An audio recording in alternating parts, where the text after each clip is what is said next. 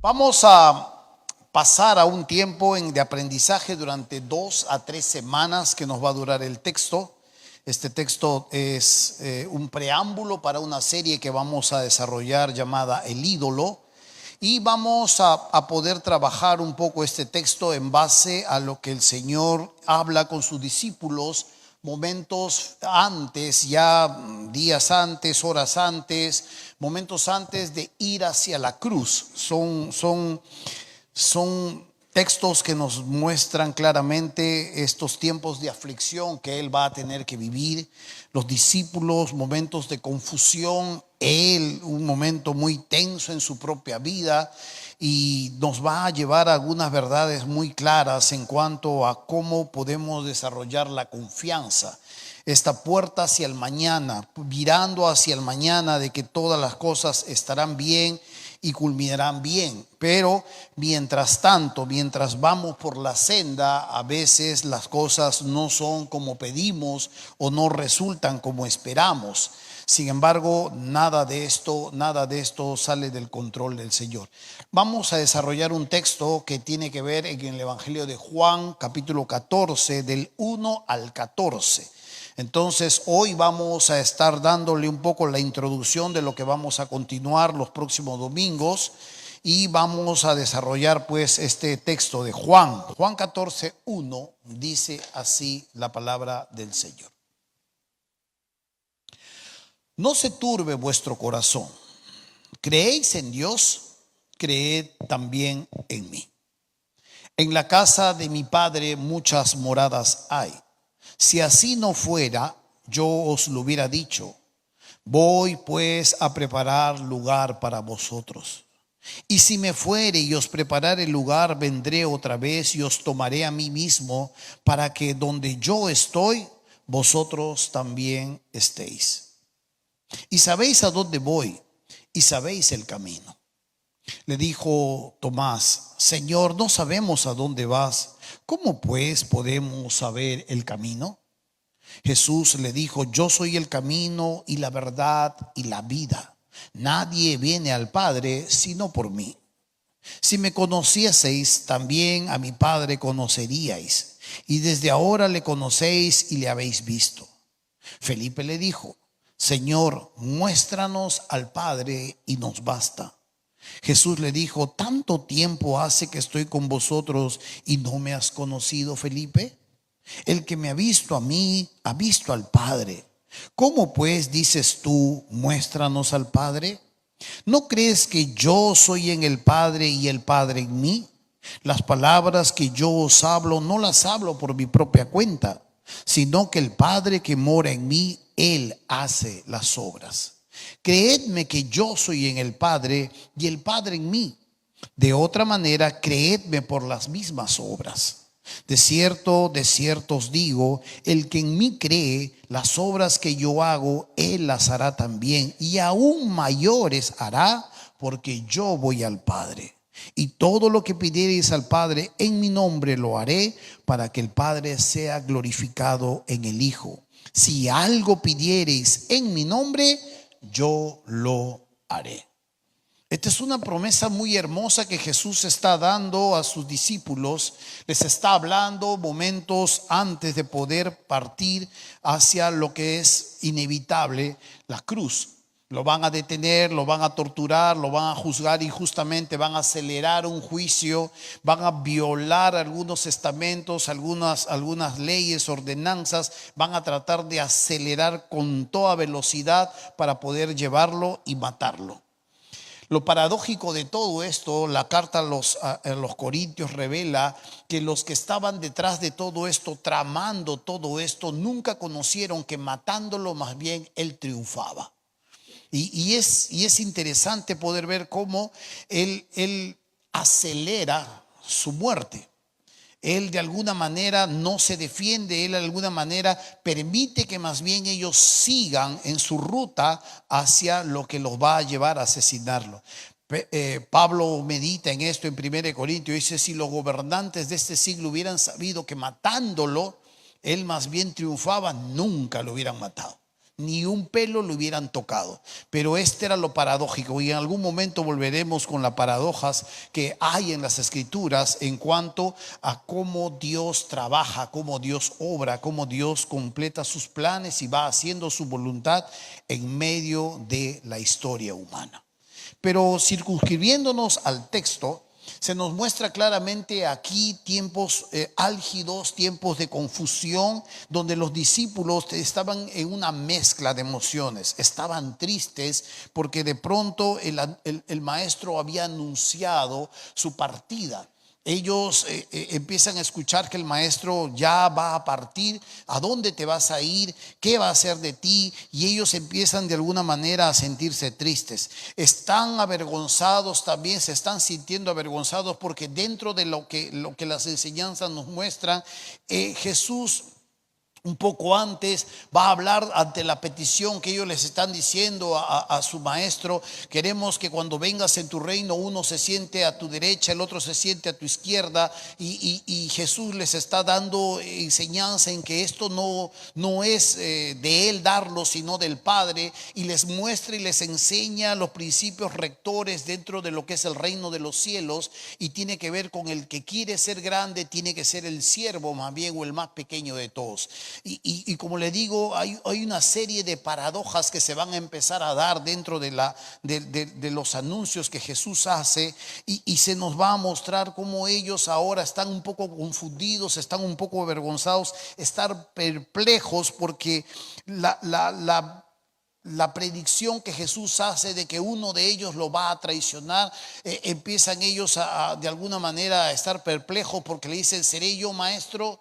¿O seré yo? Y no saben quién es el que lo va a traicionar. Hay una mezcla, hay una ebullición en sus emociones que los está llevando aún a ser más vacilantes, y esto los está acercando y los está deslizando poco a poco hacia una incredulidad. Están vacilantes ya porque se está cayendo toda su esperanza, se está cayendo todos sus argumentos, la cosmovisión que ha sido tejida por siglos del tatarabuelo, el bisabuelo, el abuelo, el padre, y ahora ellos, está derrumbándose. No lo pueden creer, no encajan las cosas como estábamos esperándolo, y de pronto hay toda una mezcla de emociones que se están dando en los discípulos. Ellos están viendo cómo está siendo golpeado frontalmente todo lo que ellos han construido y donde han basado sus propias convicciones. Estas convicciones les han ayudado a capear momentos de tormenta, momentos de escasez, momentos de opresión. Cuando el imperio romano ha entrado, les ha exigido tributos, les hace mirar con esperanza el mañana, porque les habla de su Mesías, les habla de este libertador que los va a llevar, que los va a guiar, que los va a hacer permanecer y que les va a traer finalmente paz. Pero ahora este libertador está declarando que lo van a matar, que lo van a torturar, que lo van a crucificar, y ellos no lo pueden hacer coincidir con lo que ellos saben y con lo que ellos sienten y con lo que el maestro está diciendo ahora. Esto no coincide, no lo pueden armonizar, y hay toda una mezcla. Es como si en muchos flancos a usted de pronto le empiezan a desarmar su vida. No, todo lo que usted ha creído, todo lo que usted ha sentido, todo lo que usted tiene con convicciones de diferentes flancos, se lo empiezan a desarmar. Y voltea por aquí, voltea por allá, y hay un sinnúmero de confusiones que empiezan a emerger dentro de su propio corazón. Se estaba viniendo por eso abajo la construcción de sus argumentos, se estaba viniendo abajo la esperanza frente a la opresión romana, se estaba viniendo abajo el alivio que esperaban a su sufrimiento, esto que les daba alegría, esto que les daba anhelo, esto que les hacía mirar el futuro con esperanza, que les prometía seguridad, que les prometía abundancia, que les prometía paz. Todo esto en una mezcla, en una licuadora, estaba siendo de alguna manera completamente trastornado. Y cuando nos vamos hacia el maestro, encontramos también otra señal. Tenemos que retroceder un poco al capítulo 12. En el capítulo 12 se nos muestra, en el versículo 20, se nos muestra una de las cosas que empiezan a angustiar a Jesús. Dice así, en el capítulo 12, versículo 20, dice así: había ciertos griegos entre los que habían subido a adorar en la fiesta. Estos pues se acercaron a Felipe, que era de Betsaida de Galilea, y le rogaron diciendo: Señor, quisiéramos ver a Jesús. Felipe fue y se lo dijo a Andrés. Entonces Andrés y Felipe se lo dijeron a Jesús. Jesús les respondió diciendo: ha llegado la hora para que el Hijo del Hombre sea glorificado. De cierto os digo que si el grano de trigo no cae en la tierra y muere, queda solo, pero si muere, lleva mucho fruto. Cuando miras esta pequeña porción, necesita su explicación. Jesús está viendo una señal en este momento. Todo esto es un relato que hace Juan desde abajo y va a ir hacia adelante dentro de lo que es el Evangelio como un solo paquete, como una sola historia. Jesús le anuncian que vienen unos griegos a visitarlo. Son griegos piadosos, son griegos que de alguna manera han terminado abandonando a sus dioses y ahora solo han abrazado a un solo Dios, Jehová. Y ellos están motivados, están por la curiosidad o por alguna otra cosa, se acercan, quieren conocer a Jesús. La fama de Jesús no se puede esconder. Pero cuando esto lo hacen saber a Jesús, esto más bien es el momento en que él empieza a angustiarse. Porque hasta este momento, cuando tú miras la misión de Jesús, él va solamente hacia los judíos. Pero esta es una señal que él empieza a interpretar venida desde el cielo. Tiene discernimiento. Por eso Dios quiere que pidamos discernimiento. Él tiene discernimiento y sabe que esta es una señal. Se abren las puertas hacia los gentiles. Ya la misión no solamente es hacia los judíos. Y el Padre le está diciendo, empieza a aperturarse mucho más. Ya no es tan angosta la cosa, hijo. Ahora esto se empieza a aperturar hacia todo el mundo. Y él mira esta señal que ya se le está dando y que las puertas ahora se abren no solo a los judíos, sino a los gentiles. Ellos quieren conocerlo, ellos quieren saber de él y esto es lo que va a suceder más adelante con todos ustedes y conmigo que somos gentiles. Alguno de ustedes será judío tal vez, quién sabe de dónde vienen sus ramas, pero la gran mayoría de nosotros somos gentiles. De otras naciones, de otros lugares, de otras latitudes, Dios ha abierto las puertas no solo a los judíos, sino a cada uno de nosotros. Pero se muestra aquí claramente que el maestro empieza a angustiarse y se nos dice aquí en el versículo 27 del capítulo 12, dice: ahora está turbada mi alma. ¿Y qué diré? Padre, sálvame de esta hora. Mas para esto he llegado a esta hora. Padre, glorifica tu nombre. Entonces vino una voz del cielo: lo he glorificado y lo glorificaré otra vez. Cuando uno mira en el versículo 27 hay una palabra muy reveladora a lo que está pasando en el corazón de Jesús. La palabra turbada. Jesús dice, ante esta llegada de los gentiles, de los griegos que quieren conocerlo, más bien esto empieza a inquietarlo y lo turba. En el idioma español la palabra turbar puede ser un poco como inquietar, puede ser un poco como empiezo de alguna manera a distraerme de lo que estaba haciendo o a angustiarme un poco de lo que estaba haciendo. Pero el Reina Valera no le hace aquí mucha justicia a esta palabra teteretkai. La palabra teteretkai en el idioma griego no es turbada, es horrorizada. Si nosotros pudiéramos traducirlo mejor, esta frase diría Jesús: ahora está horrorizada mi alma, dice Jesús. ¿Y qué diré? Padre, sálvame de esta hora. Jesús sabe en este momento lo que se le viene. Él puede entender ahora que todo lo que viene a continuación va a ser un momento de mucha prueba para su vida. Sabe que su cuerpo va a sufrir, sabe que su alma va a sufrir, sabe que va a angustiarse, sabe que se va a quedar solo, sabe que va a ser vejado, sabe que va a ser humillado, golpeado, y él empieza a horrorizarse. ¡Bum! Se mueve. Empieza a turbarse de tal manera que de pronto tiene que sobreponerse y no va a perder el enfoque. Aquí es lo que vamos a darnos cuenta de la manera como él afronta la prueba, afronta la angustia y cómo nosotros afrontamos también esta misma angustia. Él se horroriza, sabe que hay cosas que van a venir en este mismo momento y él va a estar de alguna manera lleno de turbación. En el capítulo 13, en el versículo 21, Jesús vuelve a hablar en este mismo momento que lava los pies de sus discípulos. Él empieza a hablar acerca de lo que va a suceder en cuanto a que alguien lo traiciona.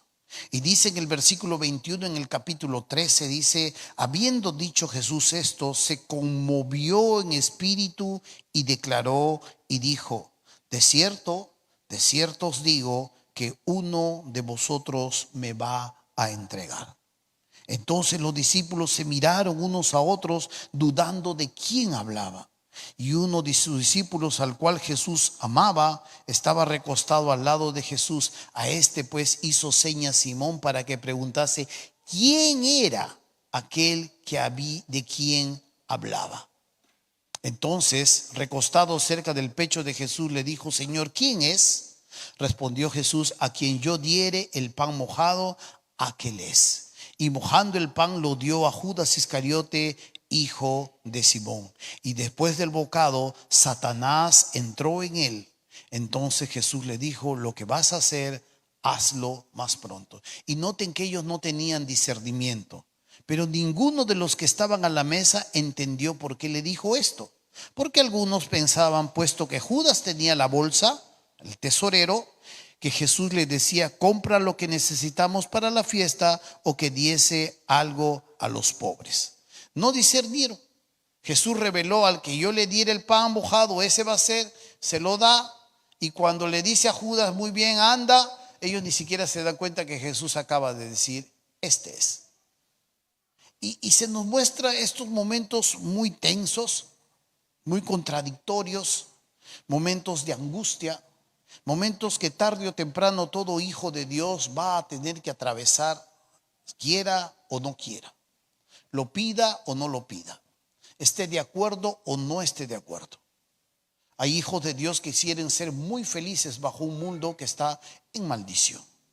Este es un mundo en maldición. Todo ha sido construido y nada ha cambiado. Lo que Dios trajo a maldición después de la caída del hombre, todo lo que el hombre ha tejido está bajo maldición.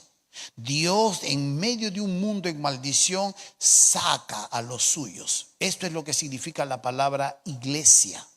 No un local, no una estructura. La palabra iglesia significa eclesía, es los tomados aparte.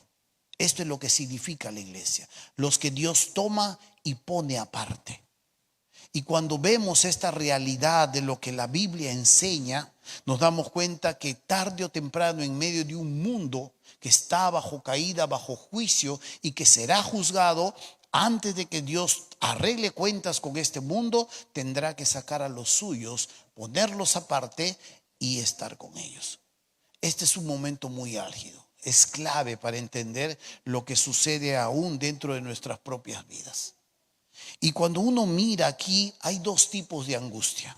Una angustia que brota de los hechos. Jesús sabe lo que viene, Jesús sabe lo que va a atravesar, Jesús conoce claramente lo que él va a vivir. Recuerde claramente que él era Dios, pero a su vez también era hombre. Podía sentir, podía gozarse, podía enojarse, podía cansarse, tenía que comer, él podía amar, él podía entristecerse, podía de alguna manera angustiarse y, como ya hemos visto, hasta podía horrorizarse. Ante los hechos que saben que se vienen, él va a poder reaccionar de una manera. ¿Cómo se fortalecía Jesús frente a los acontecimientos palpables? Se fortalecía en Dios.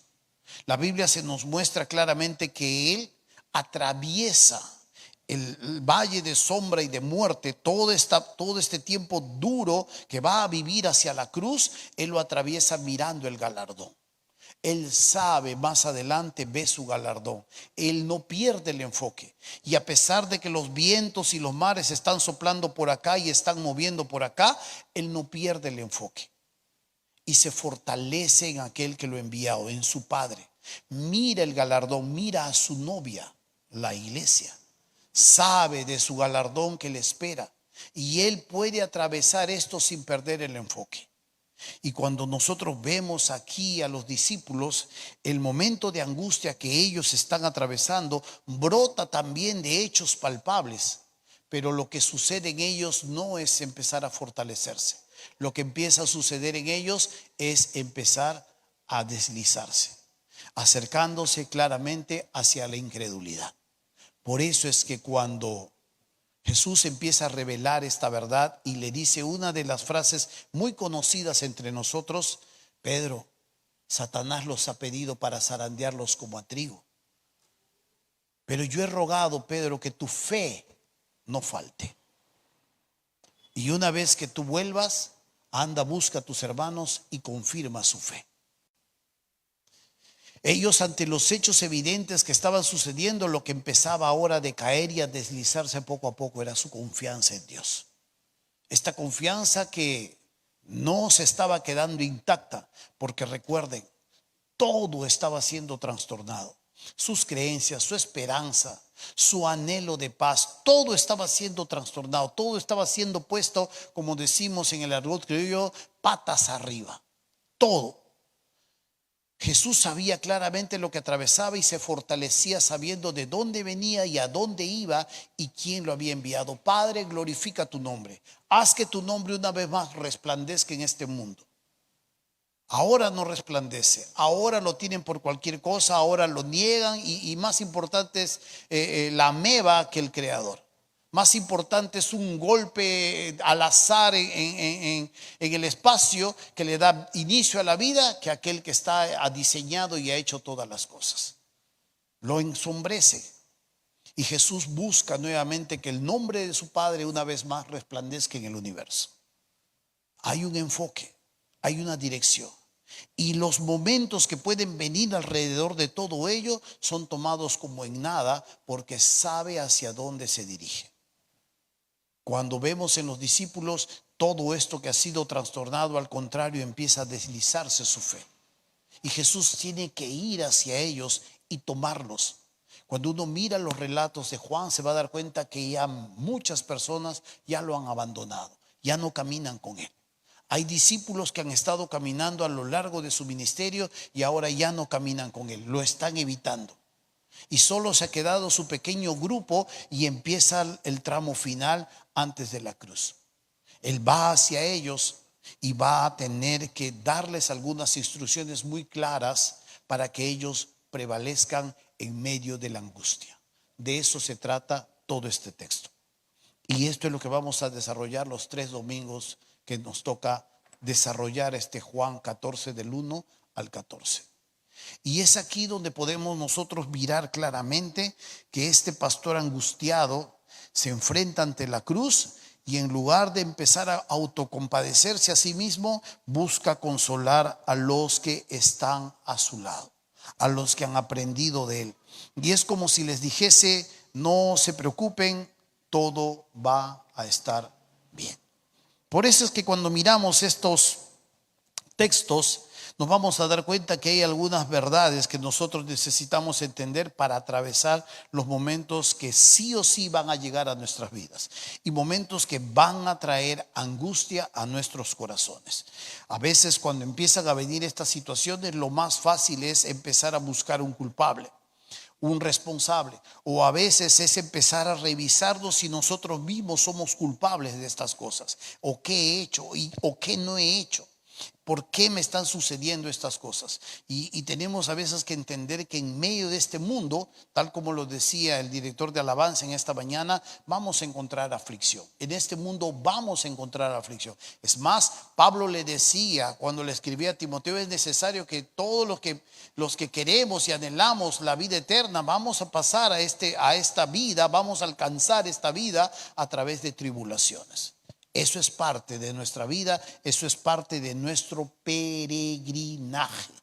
Así que si le han vendido la idea que el Hijo de Dios no llora, que el Hijo de Dios no se desanima, que el Hijo de Dios no cae, que el Hijo de Dios es solo triunfante, le han vendido una mala idea, le han vendido una parte de la Biblia, le han enseñado una parte de las Escrituras. El Hijo de Dios sí se fortalece, pero el Hijo de Dios sí atraviesa momentos difíciles. El Hijo de Dios a veces se desanima, el Hijo de Dios a veces se queda estancado por largos periodos en su vida. Y no porque Dios sea el culpable, porque el Hijo de Dios a veces atraviesa momentos de amargura, a veces el Hijo de Dios se victimiza, a veces el Hijo de Dios tiene la mentalidad de que todo el mundo le debe, le tienen que visitar, le tienen que ayudar, le tienen que hacer su devocional, le tienen que de alguna manera comprender. Todos a mi alrededor me deben. El Hijo de Dios atraviesa momentos así.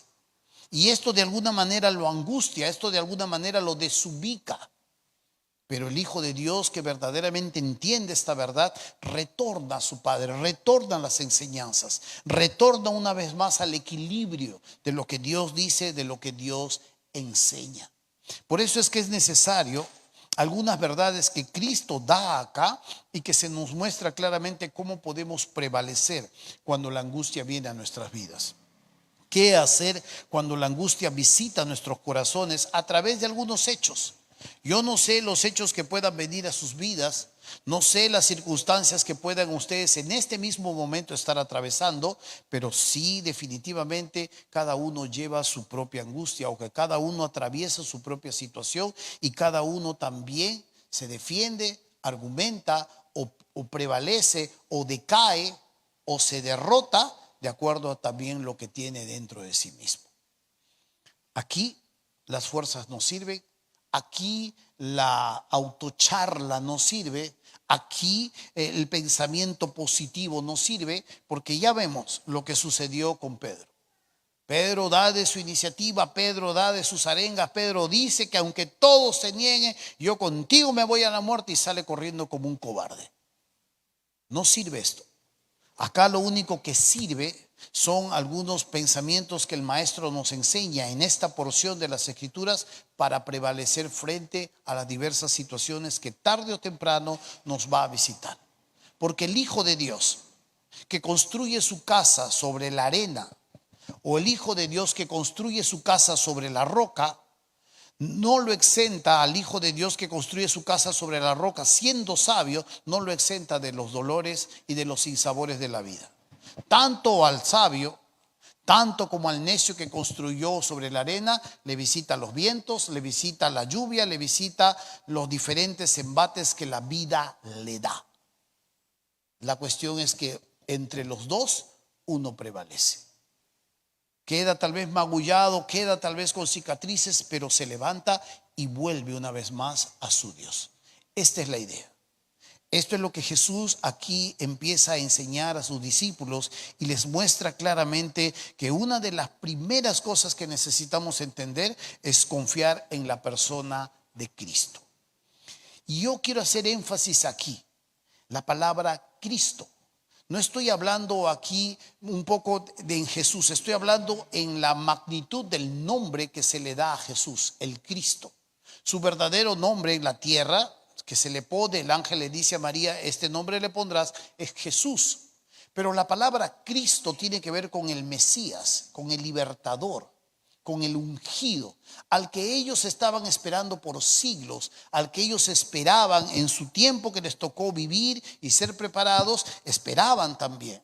Entonces Jesús está pidiendo, una de las primeras cosas que podemos entender aquí es confiar en la persona de Cristo. En el versículo 1 les dice así: no se turbe vuestro corazón. Creéis en Dios, creed también en mí. Jesús nos está dirigiendo a un grupo despreocupado de personas que de pronto hoy empiezan a inquietarse. Jesús se está refiriendo aquí a discípulos suyos que se están angustiando ante esta situación. Y una de las cosas que les dice aquí es algo que necesitamos entender. Ellos, como judíos, creen en Dios. Y aquí esta parte es muy interesante cuando les dice: creéis en Dios, creed también en mí. Nota esto.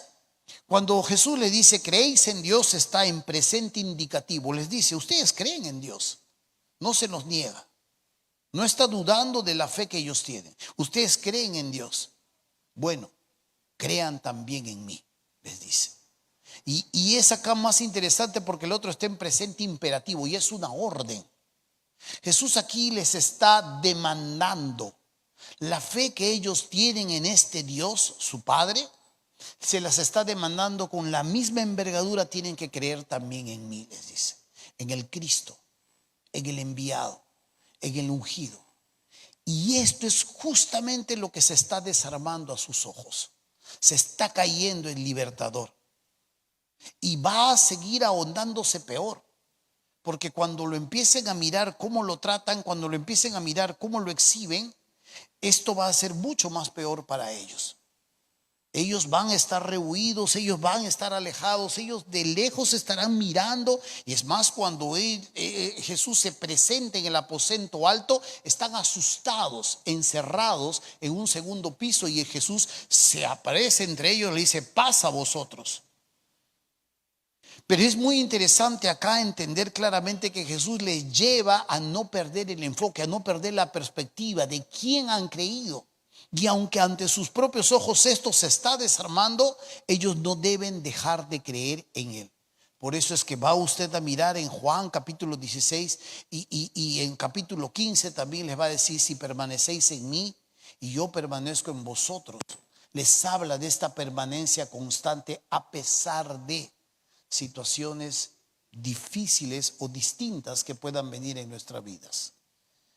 ¿Sabe cómo se habrán sentido los discípulos cuando el Mesías que ellos tienen por delante ahora acaba de ser desarmado a sus ojos? ¿Sabes cómo ellos habrán pensado, lo que habrán atravesado cuando pensaban que este hombre iba a venir a liberarlos del yugo opresor de Roma? ¿Sabe lo que ellos habrán atravesado en su cabeza cuando tienen que pagar impuestos y tienen que dar dinero de donde no tienen? Porque muchos de ellos estaban desocupados. Si no, ¿por qué crees que había tantos varones siguiendo en multitudes a Jesús por diferentes lugares? Estaban desocupados. Muchos de ellos tenían que verse con el día a día. Muchos de ellos tenían que comer con el día a día. Y ahora este Mesías que estaba pisando las calles, este Mesías que iba por las polvorientas lugares donde Dios lo había puesto, ahora se estaba derrumbando a sus ojos. Y Jesús ahora estaba exigiendo esta misma fe que ellos tienen en Dios. Ahora también esta misma fe yo espero verlos en ustedes. Jesús había demostrado ya por 3 años y medio milagros, multiplicación de panes, resucitación de muertos, resucitación de niña, exorcismo, había sacado demonios, le había dado de comer a ellos, había enderezado manos tullidas, había levantado a paralíticos. Más hechos no podían ellos pedir. Así que Él ahora les estaba pidiendo y demandando de ellos esta fe. Y a veces esta es una de las razones por qué la iglesia sufre. ¿Por qué a veces dentro del camino que Dios nos ha dejado sufren? Porque hay algunos que no han aprendido de todo lo que Dios ya les ha ido mostrando, ya les ha ido enseñando. Ya a sus ojos Dios se ha mostrado en el día a día, y a veces se han quedado estancados como bebés que solamente patalean, hacen rabietas y no han aprendido todo lo que el maestro les ha enseñado en el camino, y que ahora ante diferentes situaciones empieza a demandárselos. No me vaya a malentender que usted no puede angustiarse, que usted a veces no puede de alguna manera desequilibrarse en sus emociones. No me vaya a entender eso, sino que a veces estas mismas angustias nos deslizan hacia la incredulidad.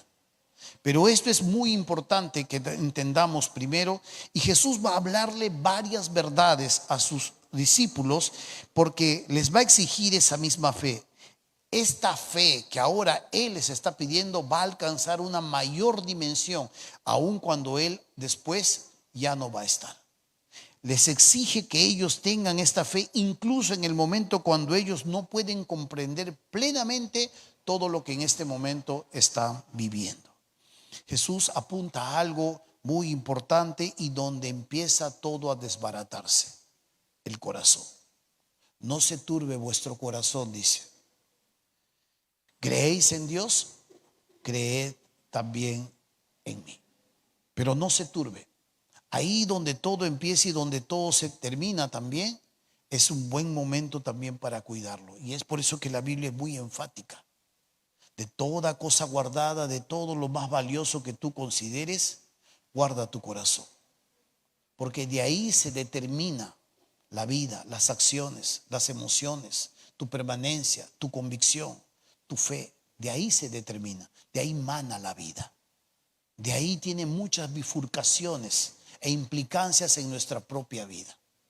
De toda cosa guardada, por eso dice, guarda tu corazón. Y es importantísimo que en este solo versículo Jesús luego empieza a desglosarles todas las cosas que ellos van a tener. Versículo 2 dice, en la casa de mi Padre muchas moradas hay. Versículo 3 dice, si me fuere y os prepararé el lugar, vendré otra vez y os tomaré a mí mismo. Versículo 4 le dice, ustedes ya saben el camino. Y les va a ir mostrando claramente todo lo que Él va a hacer. Versículo 12 les dice, de cierto os digo, el que en mí cree, las obras que yo hago, Él las hará también. Y aún mayores hará en envergadura, no en poder, porque yo voy al Padre. Y entonces los anima y les hace entender claramente que no es en sus fuerzas, no es con una mente positiva, no es con un ánimo emprendedor, no es con las ganas de vivir o la fortaleza interior. Ellos van a fracasar en unas horas más adelante. Ellos van a fracasar. Esto, lo único que va a poder prevalecer es poder claramente seguir las instrucciones que el maestro les enseña. Y una de estas principales es no dejar de creer en el Mesías. Esta es una tarea para toda la iglesia. Para toda la iglesia es crecer en el conocimiento del Mesías. ¿Quién es? ¿Qué poder tiene? ¿Cuál es su alcance? ¿Cuál es el entendimiento? ¿Cuál es el lugar que ocupe en este mismo momento? ¿Qué va a pasar? ¿Qué va a hacer? Este mismo Mesías anunciado viene pronto por su iglesia. Este mismo Mesías arreglará cuentas con Satanás muy pronto. Este mismo Mesías va a poner en juicio a este mundo caído. Este mismo Mesías va a darnos y va a compartir lo que Él ha ganado. Este mismo Mesías nos envía hacia otras latitudes a poder expandir el evangelio del reino. Y es aquí cuando nosotros no perdemos de vista a esta persona y crecemos más bien en Él, nos afianzamos mucho más. Entonces, cuando uno mira esta gran verdad, Él les dice esta gran realidad. Estas cosas les hablo para que en mí tengáis paz. En el mundo van a tener aflicción, pero confíen, yo he vencido al mundo. Mi paz les dejo, mi paz les doy. Yo no la doy como el mundo la da, dice. No se turbe vuestro corazón, ni tengan miedo. Constantemente Él va a hablarles y Él constantemente va a estar indicándoles esta gran verdad. Tu corazón se tiene que mantener intacto. No necesariamente por tus fuerzas, no necesariamente por tu autocharla, no necesariamente por tus ganas de vivir. Tu corazón se va a mantener intacto a pesar de las situaciones y de las angustias, mirando constantemente al Señor, aprendiendo constantemente de Él, sosteniendo constantemente una relación de ida y de vuelta, porque Él es el camino. Él no solo viene del Padre a traernos buenas nuevas, sino que nos da acceso a ir hacia el Padre. Él no solo viene del Padre a buscar lo que se había perdido, sino que abre las cortinas y las rae para que podamos tener acceso directo con el Creador.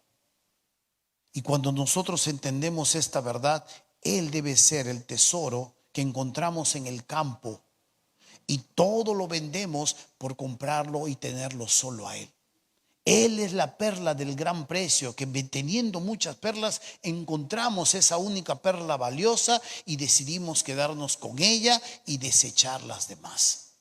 Cuando entendemos a su persona y crecemos y ahondamos en el conocimiento de ese ser, nos vamos a dar cuenta que Él ha prometido estar con nosotros y le convenía a los discípulos que Él se fuera para que luego viniera y ya no estuviera solamente en un lugar físico con ellos, sino pudiese estar en todo lugar, en todo momento, en toda circunstancia, en toda situación, buena o mala, acompañándolos a lo largo de sus días. Si nuestra relación con Él es un poco intermitente, explícate un poco por lo que estás pasando. Si nuestra relación con Él es un poco distante, entiende entonces por qué a veces te cuesta sostener tu fe. Si nuestra relación con Él es de desconocimiento, entiende por eso algunas de las situaciones que tú realmente no puedes conocer, sobrellevar, dominar o de alguna manera comprender y controlar. Necesitamos constantemente, y esta es la primera parte de lo que necesitamos entender. Jesús dijo claramente esta gran realidad para cada uno de los suyos. Cada uno de los suyos que ama al Señor se nos muestra esta gran verdad. En el capítulo 15, versículo 6 dice, capítulo 15, versículo 6, todo esto vamos a pasear por estos capítulos, porque es un solo relato. Dice, el que en mí cree, versículo 6 del capítulo 15, dice, el que en mí cree, el que en mí no permanece, dice, será echado fuera como pámpano y se secará, y los recogen y los echan en el fuego y arden. Esta es una falsa fe, o esta es solo una profesión de fe. Ojo, no, el que en mí no permanece será echado fuera como pámpano y se secará, y los recogen y los echan en el fuego y arden. ¿De qué está hablando esto? Este está hablando del día final, del juicio. Este es los que en algún momento tuvieron un encuentro, no con el Mesías, sino con una técnica de la iglesia. Levanta tu mano, yo voy a orar por ti. Dame tu nombre, yo te voy a apuntar. ¿Qué te hago esta pregunta? Sí, ya te vas al cielo. Estas son las personas que nunca han tenido un encuentro con el Mesías, sino que han tenido un encuentro con una metodología, han tenido un encuentro con una técnica, han tenido un encuentro con una costumbre, o han tenido un encuentro con el pueblo de la iglesia, pero no con Él. No se ha revelado completamente en sus vidas esa permanencia, esa relación. Les cuesta seguirlo. Y es difícil seguirlo cuando no lo conoces. Sigue diciendo, si permanecéis en mí, versículo 7, y mis palabras permanecen en vosotros, nota que acá no hay intermitencia, aquí hay una relación constante. Pedid todo lo que queréis y os será hecho. En esto es glorificado mi Padre, en que llevéis mucho fruto y seáis así mis discípulos. Es importante entender, por tanto, esta realidad. Es sencilla, es corta, es básica, pero es lo que tenemos que entender para empezar y poder capear las diferentes tempestades que este mundo nos da. La relación con Jesús no es prescindible, es imprescindible. La constancia en el conocimiento y el crecimiento en Él no es algo del que uno pueda obviar. Debe ser algo prioritario en nuestras vidas. Cuando atravesemos momentos difíciles, esa es a la persona que vamos a correr, porque Él es el que nos da el nexo con nuestro Padre Celestial. Y esto es lo que Él hace y es lo que Él nos muestra y es lo que nos lleva a entender claramente. Como cristianos, por tanto, podemos experimentar paz no por ausencia de las dificultades. Dificultades van a haber. Podemos experimentar paz por la presencia de Jesús en nuestras vidas.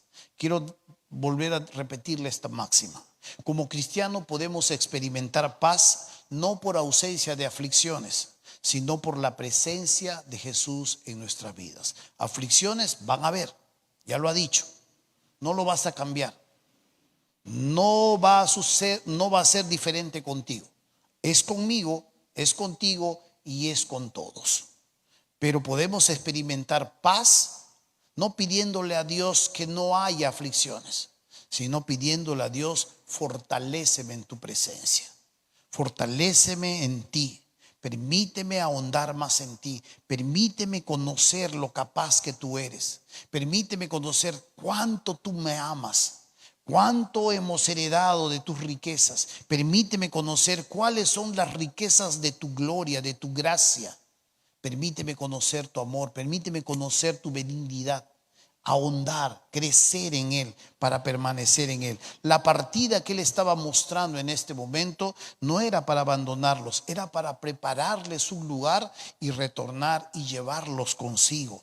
Él había prometido y ha prometido y ha de volver. Volveré y los tomaré y estarán junto a mí. Y aunque la presencia visible de Jesús ha desaparecido de nuestras vistas, sabemos claramente que Él está entre nosotros todos los días hasta el fin del mundo. Amén. Así que los momentos que puede usted atravesar, los momentos de incertidumbre que usted tal vez va a tener mañana, pasado mañana, no lo sé, no estoy profetizando nada a nadie, no se empiecen a persignar. Entonces, los momentos que pueda usted atravesar, recuerde esta enseñanza, permita esto, que sobreviva un nombre para que usted acuda, para que usted corra, para que usted vaya y aunque gateando vaya a Él. Jesús, el Mesías. Él es todo lo que usted necesita. Él es todos los recursos que nosotros podemos anhelar. Él es toda la paz que nosotros podemos anhelar. Y cuando atraviese estos momentos álgidos, vaya y recuerde de este nombre. Sobrevivirá en Él, se levantará en Él. Y como Pedro dijo, a una vez más vuelto, confirmó a sus hermanos y la historia de Pedro después de sus fracasos fue otra. ¿Siguió fracasando Pedro? Sí, sí. Fue madurando, sí, pero siguió cometiendo errores. Ese es otro tema. Pero necesitamos entender primero esto. Así que el día de hoy solamente vamos a llegar aquí. La próxima semana vamos a hablar un poco del poder de Dios. Hoy hemos hablado un poco de la persona del Mesías. La próxima semana entraremos a la envergadura de su capacidad. Por ahora culminamos.